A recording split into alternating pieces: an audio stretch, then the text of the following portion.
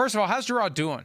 I mean, that really was a crap show for him last year. It did not go well. Word was everywhere that he was getting fired because they had this plan to go into hyperdrive to go get Mike Vrabel. I mean, it's obvious in hindsight that's what they were doing. But how's he doing in the aftermath of all of that? From the folks I talked to who've spoken to him, he's doing okay, doing good. But he and I had a great relationship. We worked together on a show for several years. He was a co-host when he was out of football and working at Optum. And I think by the end of it, that's really an interesting thing that we could have a conversation about some other time when we're not talking football, is journalistically, when you're making or creating relationships with people who you're also covering. There comes a point where you have to be realistic about what you're seeing and whether or not, they would put me on the spot on our talk shows and say, should they move on from him? And I would resist saying that. But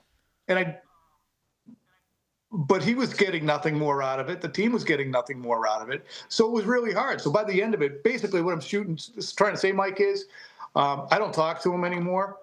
I'd love to. I reached out. He was never hostile to me, but you could tell I'm not really interested in talking to you, Tom. Maybe someday.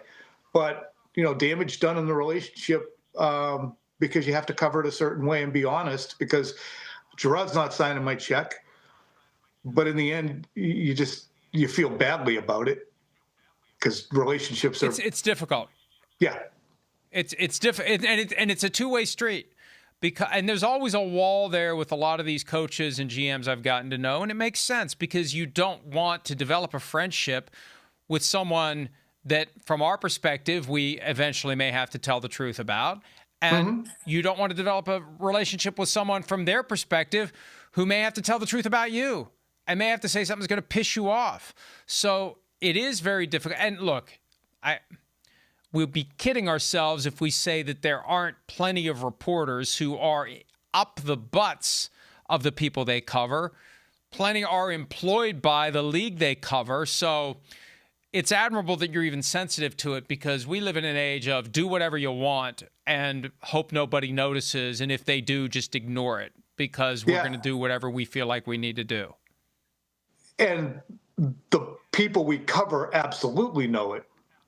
And if you have a great smiling relationship with one of those individuals and you're given insight and information, and you say something that's you believe truly honest and also fair, for which you should not have to apologize, and you get called on the carpet for it, then you start to realize that I'm being audited here. There's a transactional thing, and I have to live up to my end of the transaction in this person's mind.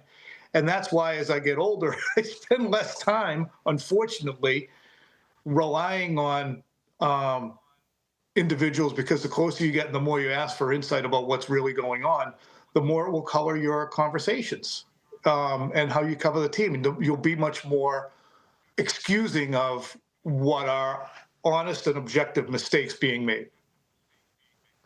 And we have to play this very unsavory game of kissing ass in order to keep the information flowing. I ranted about it this week when a gratuitous word was in an Ian Rappaport tweet about Logan Wilson when he was traded to the Cowboys. But we see it all the time. We see selective ass kissing, and then there are reporters who just kiss everyone's ass. The safest approach is just love everyone, and then I'll always get what I'm looking for, and it does a disservice to the audience. All right. Hi, it's Mike Florio. Thanks for watching PFT on YouTube. Hit subscribe for the latest news and analysis from Pro Football Talk.